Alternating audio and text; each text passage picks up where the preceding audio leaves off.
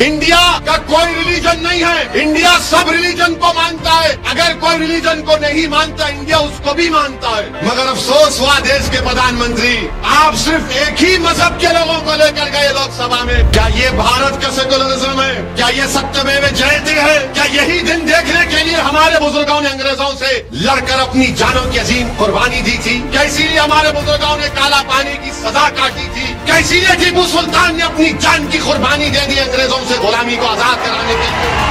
Mister Modi, आप हिंदुओं के भी प्राइम मिनिस्टर है, मुसलमानों के भी है, ईसाइयों के भी है, सिखों के लिए भी है, आदिवासियों के लिए आप सब 130 करोड़ जनता के वजीर आजम हैं। आप एक मजहब के नहीं हैं। और आज हम देखते हैं कि भारत की लोकसभा की पार्लियामेंट का इफ्तिताह हुआ। हमारे प्रधानमंत्री वो एक फोटो आई लेटे हुए हैं। फिर एक टीवी पर मैं देखा कि लोकसभा के अंदर प्रधानमंत्री जा रहे और उनके पीछे कम से कम 18 से 20 हमारे हिंदू भाइयों के मजहब के पुजारी मंत्र पढ़ते हुए जा रहे हैं। प्रधानमंत्री, मुझे देखकर बड़ा ताज्जुब हुआ कि आपके दिल में ये जगह क्यों नहीं पैदा हुई कि जब हिंदू पुजारियों को लेकर मैं जा रहा हूं लोकसभा के अंदर, तो उसमें ईसाई पादरी भी होना चाहिए था, उसमें सिखों के मजहबी रहनुमा को भी होना चाहिए था, उसमें मुसलमानों के कोई एक मौलाना को भी होना चाहिए था। अरे यही तो भारत की खूबसूरती है। वजीर आजम, इस देश का मजहब एक नहीं है, भारत का एक मजहब नहीं है, भारत किसी मजहब को मानता भी नहीं है, भारत पूरे मजहबों को मानता है। इंडिया का कोई रिलीजन नहीं है, इंडिया सब रिलीजन को मानता है। अगर कोई रिलीजन को नहीं मानता, इंडिया उसको भी मानता है।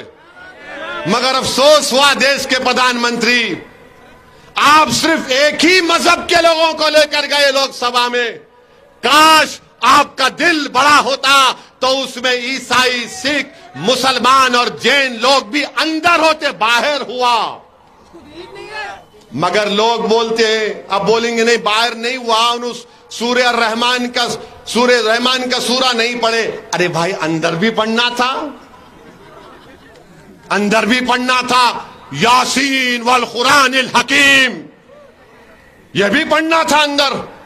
मगर प्रधानमंत्री सिर्फ अपने साथ इन्हीं लोगों को लेकर गए।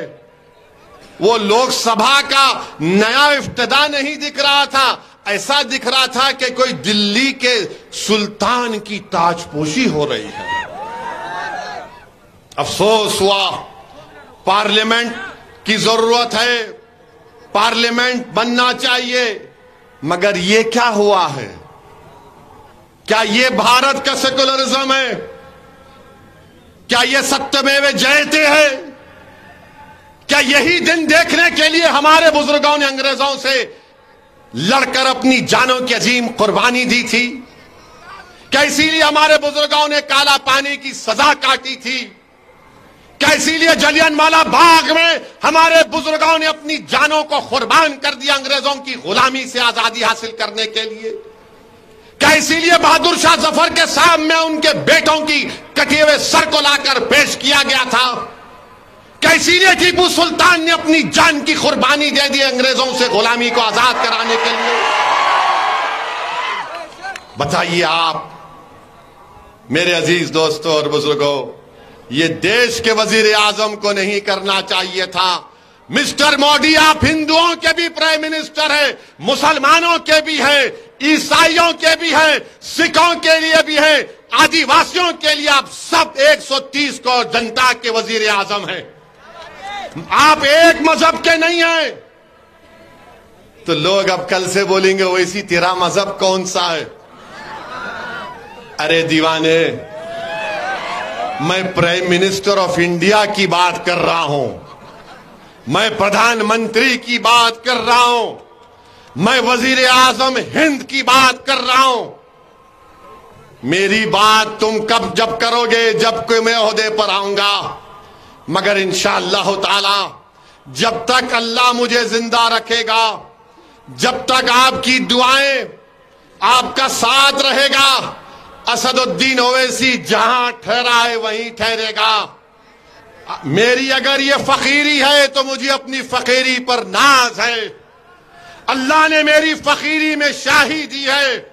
जो मुकाम अल्लाह ने मंजलिस के लोगों को दिया है वो किसी बड़े बड़े जमात के कायदीन को अल्लाह ने नहीं दिया है। ये अल्लाह का बहुत बड़ा करम और फजल है।